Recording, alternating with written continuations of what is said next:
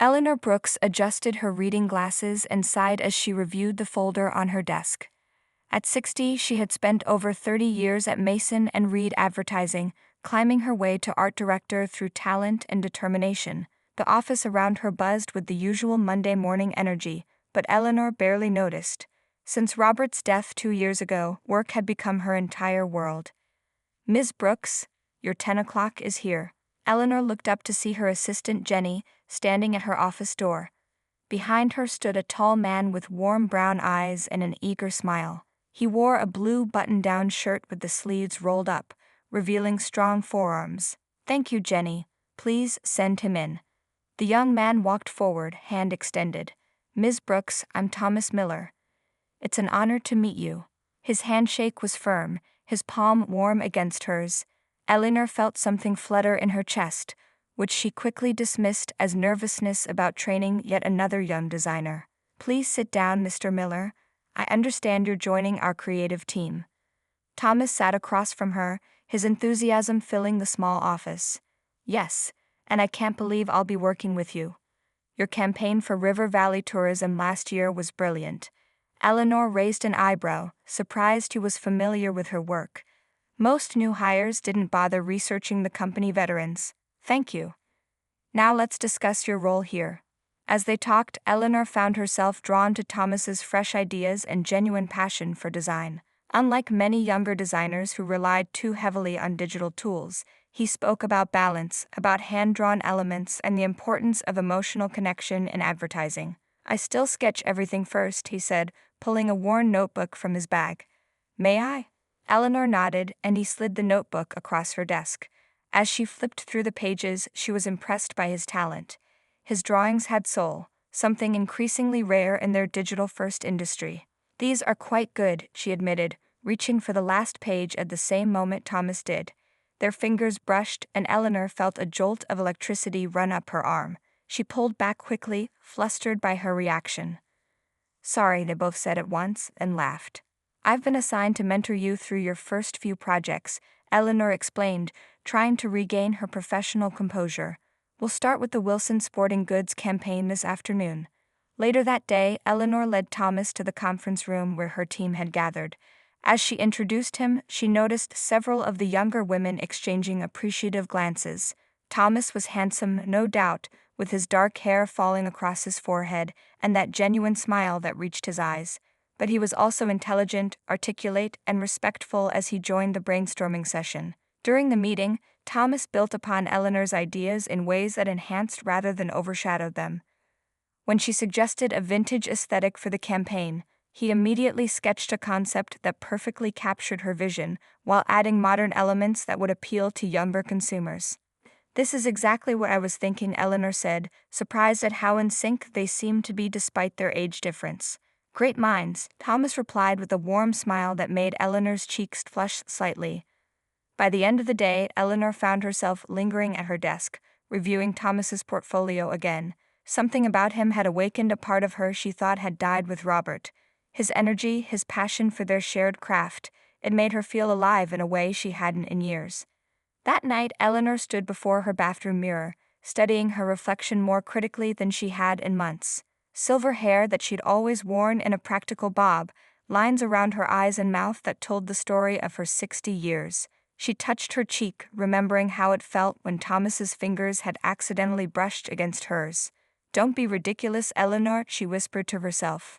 "He's half your age." Yet as she climbed into her empty bed, she couldn't help but replay their conversations in her mind. For the first time in 2 years, she fell asleep thinking about something other than tomorrow's work. She dreamed of warm brown eyes and gentle hands sketching beautiful things.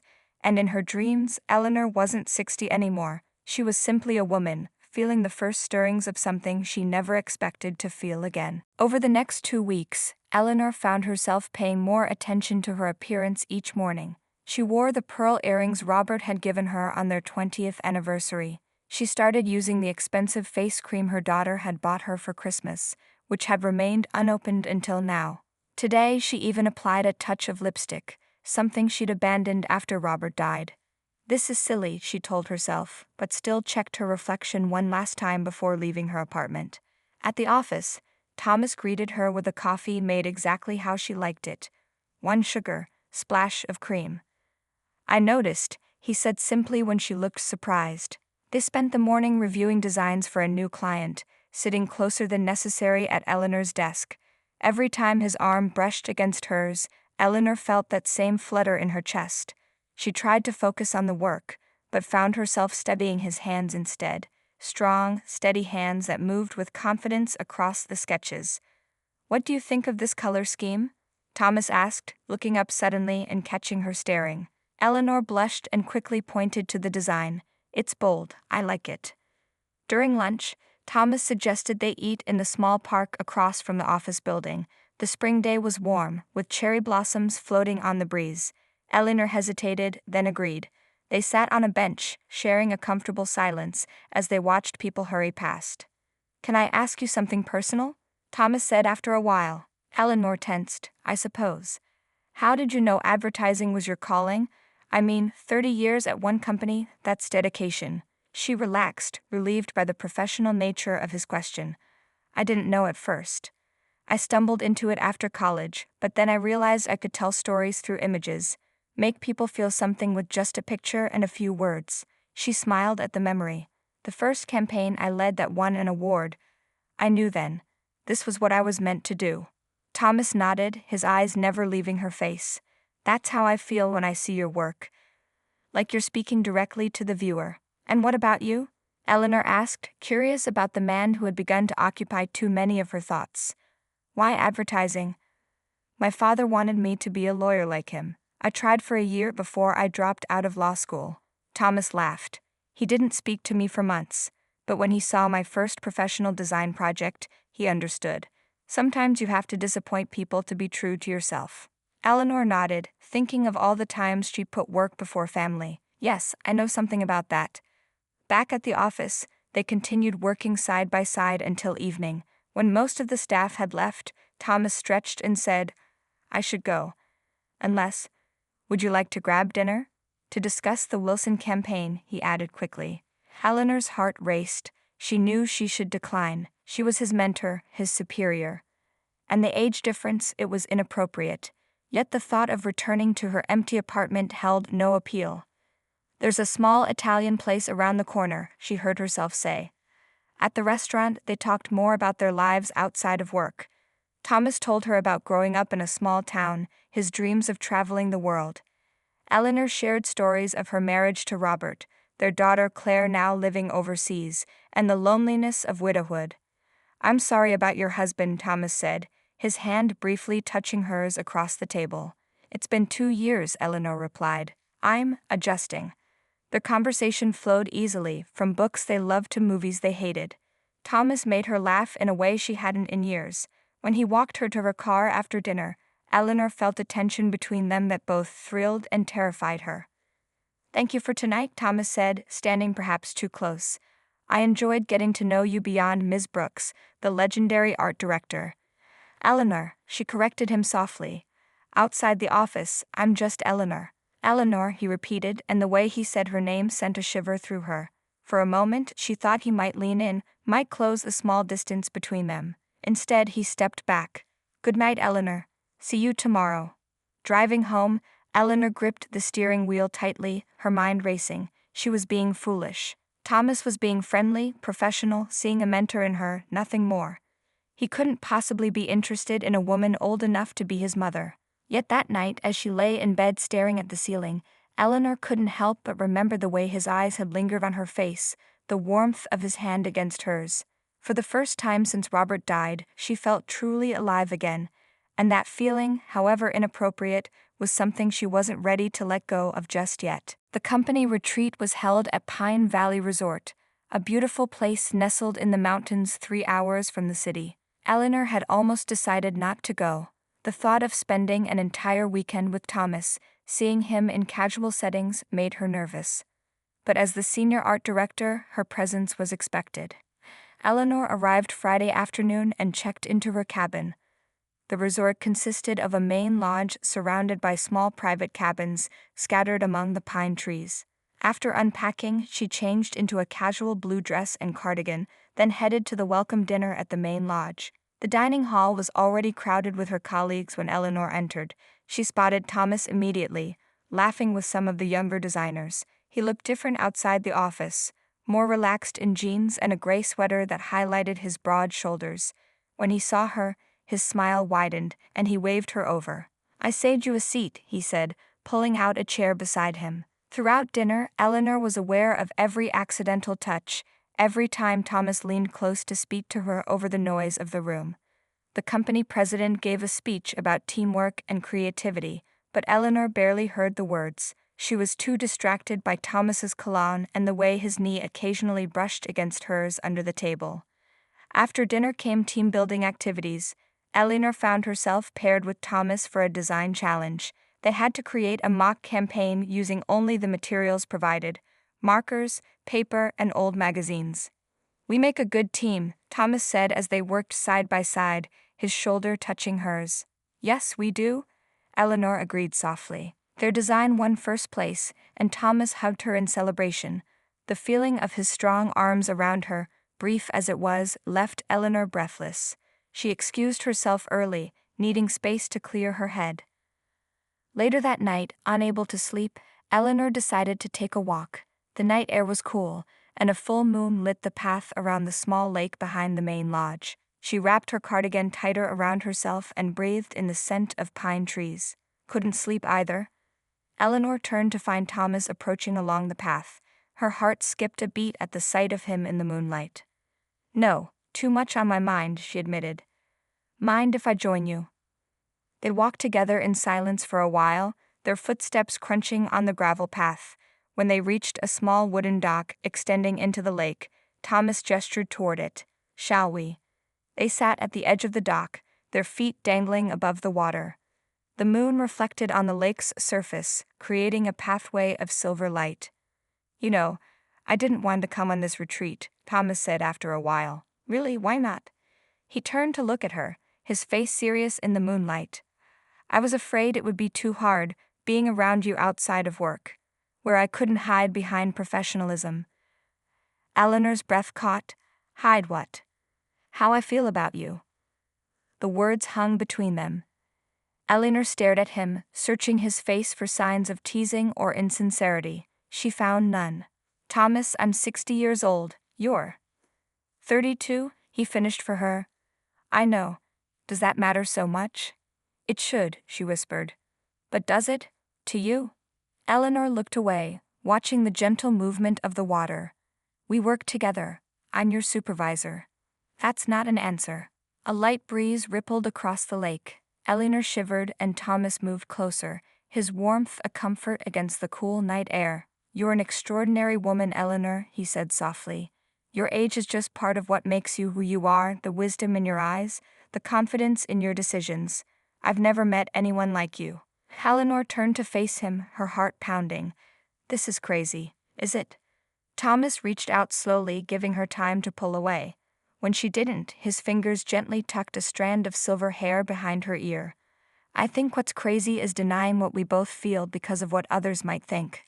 His touch on her face was gentle, his eyes never leaving hers as he slowly leaned closer. Eleanor's mind raced with all the reasons she should stop this, all the complications that would follow. Yet she found herself leaning toward him too, drawn by a pull stronger than reason. When their lips met, the kiss was soft, questioning. Thomas's hand cupped her cheek with such tenderness that tears sprang to Eleanor's eyes. She hadn't been kissed like this in years, like she was precious, desired. Just as Eleanor began to respond, to lose herself in the warmth of his lips, a burst of laughter from a group returning to their cabins broke the spell. She pulled back quickly, reality crashing in. "I can't do this," she whispered, standing up. "I'm sorry." The week after the retreat passed in awkward silence. Eleanor buried herself in work, taking lunch at her desk and leaving the office promptly at 5. She avoided being alone with Thomas, arranging for group meetings whenever they needed to discuss the Wilson campaign. If Thomas tried to catch her eye across the conference table, she looked away, pretending to study her notes. On Friday afternoon, Eleanor's phone buzzed with a text from Thomas. "We need to talk, please." She stared at the message for a long time before replying. "There's nothing to talk about." His response came quickly. I disagree. My apartment's 7 p.m. I'll text you the address. If you don't come, I'll understand. But I hope you will. Eleanor sat motionless at her desk, her heart racing. She should delete the message. She should report this to HR. She should do anything but consider going to his apartment. At 7:15, she found herself standing outside his door, her hand raised to knock. She had changed 3 times before leaving home, finally settling on a simple black dress that Robert had always loved. She wore her hair down instead of in its usual neat bob, and the pearl earrings that had become her daily reminder of the life she'd had and lost. Thomas opened the door before she could knock, as if he'd been watching for her through the peephole. His face lit up at the sight of her. You came, he said simply, stepping back to let her in. His apartment was small but tasteful. Framed artwork, some she recognized as his, hung on the walls. Books filled the shelves, and a guitar leaned in one corner. It felt like him. Would you like some wine? He asked. Eleanor nodded, not trusting her voice. She accepted the glass he offered and took a long sip, needing the courage. About what happened at the retreat, she began. I'm not sorry, Thomas interrupted. I know you think I should be, but I'm not. Eleanor set her glass down carefully. Thomas, this can't happen. I'm your boss. I'm old enough to be your mother. But you're not my mother. He moved closer, not touching her but near enough that she could feel the warmth of him. You're a woman I care about deeply. A woman I can't stop thinking about. You're young, Eleanor said softly. You should be with someone your own age, someone who can give you a future. What kind of future? Children? I've never wanted them. He took her hand gently. I want a partner who understands me, who shares my passion for art and design. Someone who challenges me to be better. That's you, Eleanor. She looked down at their joined hands, her skin showing the signs of age against the smoothness of his. People will talk. Let them. The company has rules about relationships between supervisors and... Thomas lifted her chin with his finger, forcing her to meet his eyes. If that's the only obstacle, I can request to transfer to another department. Eleanor's heart raced at the determination in his voice. You would do that? In a heartbeat. His thumb brushed lightly over her knuckles. But only if you admit what's really holding you back isn't company policy or what others might think. It's your own fear. Eleanor pulled her hand away, turning to face the window. The city lights spread out below, thousands of lives unfolding in their own way. Of course I'm afraid. Look at me, Thomas. I'm 60 years old. My body isn't what it used to be. In a few years I'll retire. You'll still be in your prime. She felt him move behind her, felt the warmth of his body close to hers, though he didn't touch her. When I look at you, he said softly, I see the elegant curve of your neck. His fingers brushed the sensitive skin there, making her shiver. I see eyes that hold a lifetime of experiences I want to learn about. His hands settled gently on her shoulders. I see a woman who takes my breath away. Eleanor closed her eyes, torn between the desire to lean back into his embrace and the need to protect herself from inevitable heartbreak. Turn around, Thomas whispered. Look at me. She did, meeting his gaze with all her doubts visible in her eyes. I can't promise you forever, he said honestly. No one can, but I can promise you right now, and tomorrow, and as many days as we choose to give each other. This time when he kissed her, Eleanor didn't pull away. She let herself feel everything. The strength of his arms as they wrapped around her, the softness of his hair as her fingers threaded through it, the taste of wine on his lips. She let herself believe, just for this moment, that age was nothing but a number. When they finally broke apart, both breathless, Thomas rested his forehead against hers. Stay, he whispered. And for the first time in too long, Eleanor stopped thinking about all the reasons she shouldn't. Instead, she thought of only one reason she should. She wanted to. Yes, she said simply, and felt his smile against her lips as he kissed her again. For 3 blissful weeks, Eleanor and Thomas kept their relationship private. At work, they maintained a professional distance. After hours, they discovered each other in ways that made Eleanor feel young again. They cooked dinner together in Thomas's small kitchen, watched old movies curled up on his couch, and talked for hours about art, design, and their dreams. Eleanor had almost forgotten what it felt like to be touched with such tenderness, to be desired so completely. Thomas was patient and gentle, treating her body with a reverence that brought tears to her eyes the first time they made love. He traced the lines on her face, the silver strands in her hair, the softness around her middle that she had always tried to hide, and called her beautiful. But reality has a way of interrupting even the sweetest dreams. The first sign of trouble came when Jenny, Eleanor's assistant, gave her a curious look after Thomas left her office one morning. "You two seem close lately," she said casually, but her eyes held knowing interest. The second came in the break room, when conversation stopped as Eleanor entered, then resumed in hushed whispers once she'd filled her coffee cup and left. "They know," Eleanor told Thomas that evening as they sat in her apartment. For the first time, she'd invited him to her space, the home she'd shared with Robert for 30 years. Or at least, they suspect. Thomas took her hand. "Does it matter?" "Of course it matters," Eleanor sighed. "Office relationships are complicated enough without the age difference. I told you I can request a transfer to another department." Eleanor shook her head. "Don't. Your career is important. Working directly with the art director is valuable experience." "You're more important," Thomas said simply. The third sign came in the form of an email from HR requesting a meeting with Eleanor the following day. She showed it to Thomas, her hands shaking slightly. "I'll come with you," he offered.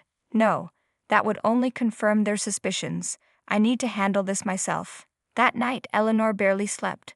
She imagined losing her job, the career she'd built over decades. Worse, she imagined Thomas being forced out, his promising future tarnished because of her. The HR meeting was brief and uncomfortable.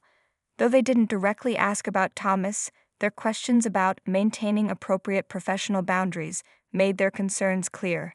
Eleanor left feeling sick to her stomach. She canceled her dinner plans with Thomas, claiming a headache.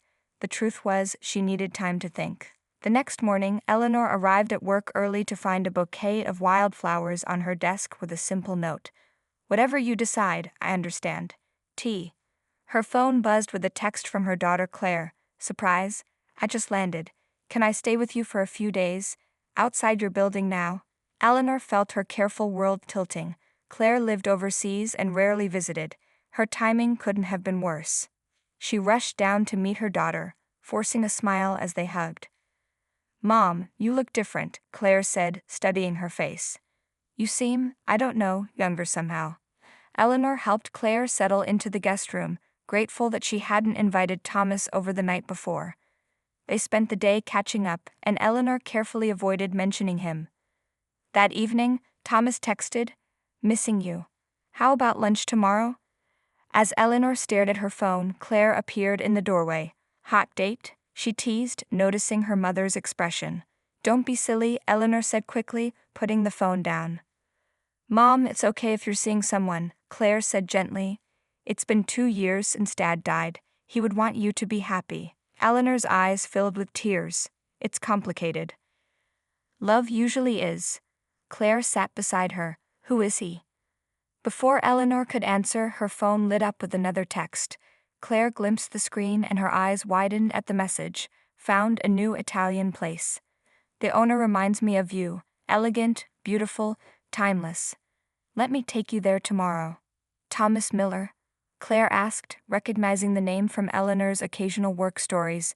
"Your new designer? Mom, he can't be more than 35. The shock in her daughter's voice confirmed all of Eleanor's fears. If her own daughter couldn't understand, how could anyone else? "I think I should end it," Eleanor whispered, more to herself than to Claire. "Is that what you want?" Claire asked, her expression unreadable. Eleanor looked down at the phone in her hands, at Thomas's sweet message, and felt her heart breaking as she typed her reply, "We need to talk, and not about Italian food." Eleanor met Thomas in a small coffee shop far from their office. She chose a quiet corner table, her hands wrapped tightly around her cup to stop them from shaking. When Thomas walked in, his face lit up at the sight of her, then quickly fell as he noticed her expression. "You're ending this, aren't you?" he asked as he sat down across from her. Eleanor looked down at her coffee. "It's for the best, Thomas. For both of us." "Best for who? Not for me." His voice was low, hurt. "And I don't think it's best for you either." "My daughter knows," Eleanor said. "She saw your text. You should have seen her face." And what did she say exactly? Eleanor hesitated. She was shocked, as anyone would be. Thomas reached across the table, but Eleanor pulled her hands away. Please don't make this harder, she whispered. I love you, Thomas said simply. The words hung in the air between them. I've never said that to anyone before. I thought I should at least say it once. Eleanor closed her eyes, feeling the words wash over her like a wave. When she opened them again, her vision was blurred with tears. I care for you too. That's why I have to end this. You deserve a normal life, Thomas, a future with someone your own age. Stop telling me what I deserve, Thomas said, an edge of anger in his voice. I'm a grown man. I know what I want. The HR department called me in yesterday, Eleanor said, changing tactics. They didn't say it directly, but they know something is happening between us. If this continues, one of us will have to leave the company. Then I'll leave, Thomas said without hesitation. I can't let you do that. Your career is just starting. My career isn't worth losing you. Eleanor stood up, needing to escape before she changed her mind. I'm sorry, Thomas. This is goodbye. She walked out of the coffee shop, not looking back though she ached to. She spent the day with Claire, going through the motions of showing her the city's newest attractions, all while feeling like her heart was breaking with each step. That night, after Claire went to bed, Eleanor sat alone in her living room, staring at the dark screen of her phone. 23 missed calls from Thomas. 15 text messages she couldn't bring herself to read. The next morning, Eleanor went to work early, hoping to avoid seeing Thomas. But when she entered her office, he was already there, sitting in the chair across from her desk. Thomas, please, she began. He held up a hand. I'm not here to change your mind. I respect your decision, even if I don't agree with it. I'm here to give you this. He placed an envelope on her desk. It's my resignation letter. I've accepted a position at Rollins' agency. Eleanor felt the blood drain from her face. Rollins? That's our biggest competitor. They've been trying to hire me for months. The salary is better, and there's no conflict of interest if I want to date someone from Mason and Reed. His eyes held hers. Like an art director, for example. You can't throw away everything we've built here, Eleanor said, gesturing around the office. You already did that, Thomas replied quietly, yesterday in that coffee shop. Before Eleanor could respond, there was a knock at her door. Claire poked her head in. Mom? Oh, sorry, I didn't know you had company. She looked at Thomas with interest. You must be Thomas. I'm Claire, Eleanor's daughter. Thomas stood, his professional mask falling into place as he extended his hand. Nice to meet you, Claire. Actually, I'm glad I ran into you, Claire said, stepping fully into the office. I wanted to apologize for my reaction yesterday. It was just surprise, not disapproval. Eleanor stared at her daughter in confusion. What? Mom, I've been thinking about it all night. Dad has been gone for 2 years. He would want you to be happy. Claire looked between them. And I've never seen you light up the way you do when Thomas texts you. But he's younger, yes. So what? Mark is 8 years younger than me, and nobody bats an eye. This is different, Eleanor insisted. Thomas is nearly 30 years younger than I am. And, Claire challenged, does he make you happy? Eleanor looked at Thomas, standing silently by her desk, hope dawning in his eyes. Yes, she admitted softly, he does. Then don't be an idiot, Mom, Claire smiled. Life is too short to throw away love because you're afraid of what other people might think. 3 months later, Eleanor stood nervously in front of the full-length mirror in her bedroom. She smoothed down the front of her silver-gray dress and adjusted the simple pearl necklace at her throat. Tonight was the annual Mason and Reed advertising gala, and for the first time in her career, she was bringing a date. You look beautiful, Thomas said, appearing in the doorway behind her. He wore a well-fitted dark suit that made his shoulders look broader, his eyes darker. Ready? Eleanor took a deep breath. As ready as I'll ever be. The drive to the hotel was quiet, Eleanor lost in thought about what lay ahead. Tonight would make their relationship public to everyone at the company. There would be no more hiding, no more pretending. We don't have to do this, Thomas said, sensing her anxiety as he parked the car. We could still turn around. Eleanor reached for his hand. No. I'm tired of hiding. I'm tired of acting like I'm ashamed of us. The hotel ballroom was already crowded when they arrived. Eleanor felt the curious eyes on them as Thomas guided her through the room, his hand resting lightly on the small of her back. "Eleanor and Thomas," said Mark Peterson, the company president, as they approached the bar. His eyes flickered between them, noting their closeness. "Good to see you both." "You too, Mark," Eleanor said, accepting the glass of champagne Thomas handed her. "Lovely event." "Indeed. Thomas, I understand Rollins made you quite an offer," Mark said, his tone casual but his eyes sharp. "They did," Thomas acknowledged. "But I've decided to stay with Mason and Reed. Eleanor and I have worked out our professional situation." Mark raised an eyebrow. "Oh. I've requested a transfer to the digital department," Thomas explained. "I'll be working under David Chen starting next week." "I see," Mark said slowly, looking between them again. This time his gaze lingered on Thomas's hand, which had found its way to Eleanor's. "Well, I'm glad we're not losing you to the competition." As Mark moved away, Eleanor released the breath she'd been holding. "One down," she murmured. "A few hundred to go," Thomas replied with a wink that made her laugh despite her nerves. Throughout the evening, they faced the reactions they'd expected: raised eyebrows, whispered comments, a few openly disapproving looks. But there were also colleagues who seemed genuinely happy for them, who stopped to chat and treated them like any other couple. "See, the world didn't end," Thomas whispered as they swayed together on the dance floor, one of only a few couples still dancing as the evening wound down. Eleanor rested her head against his shoulder, no longer caring who saw. No, it didn't. Later that night, back at Eleanor's apartment, they sat on her balcony looking out at the city lights. Thomas had loosened his tie and Eleanor had kicked off her heels, both relaxing in the quiet aftermath of the evening. "I have something to ask you," Thomas said, taking her hand. "I've been thinking about this for a while now." Eleanor's heart skipped. "Yes. What would you think about starting our own agency? A small boutique firm, just the two of us at first. We could focus on the kind of artistic, meaningful campaigns we both love." Eleanor blinked, surprised by the unexpected proposal. "Our own agency? But you're just beginning your career, and I was thinking about retirement in a few years." Thomas smiled. "Why retire when you can reinvent? Your experience, my fresh perspective. We'd be unstoppable." Eleanor considered the idea, feeling a familiar excitement build, the same feeling she'd had when she first began in advertising, when everything seemed possible. "We'd need clients, office space. I already have 3 potential clients interested, people who want to work specifically with us, not a big agency." "You've been planning this," Eleanor said, realization dawning. "Hoping," Thomas corrected, "dreaming." Eleanor looked out at the city, then back at the man beside her, the man who had changed everything, who had made her feel alive again. "Let's do it," she said softly. Thomas's face broke into a wide smile. He leaned forward and kissed her, sealing their new beginning. "There's one more thing," he said, reaching into his pocket. He pulled out a small velvet box. Eleanor's breath caught as he opened it, revealing a delicate silver ring with a single pearl surrounded by tiny diamonds. "This isn't a marriage proposal. Not yet," Thomas said quickly. "It's a promise. A promise that I'm in this for the long haul, whatever that means for us.